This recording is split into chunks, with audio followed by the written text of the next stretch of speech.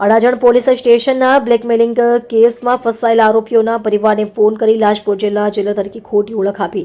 ધાક ધમકીઓ આપી જેલમાં સુખ સુવિધાઓ આપવા અંગે પૈસાની માંગણી કરનાર નકલી જેલર આરોપીને પકડી પાડી આગળની કાયદેસરની કાર્યવાહી કરતી સુરત શહેર સચિન પોલીસ સ્ટેશન ખાતે લાજપોર જેલના જેલરની ખોટી ઓળખ આપી જેલમાં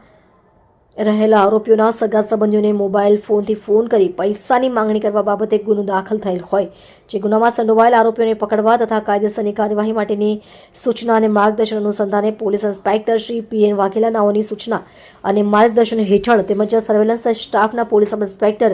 શ્રી એન.ડી. ડામોર નાઓના નેતૃત્વ હેઠળ Sachin police station part A ગુનો રજિસ્ટર્ડ નંબર 2025 ભારતીય ન્યાય સંહિતા સન 2023ની કલમ 204-356 મુજબનો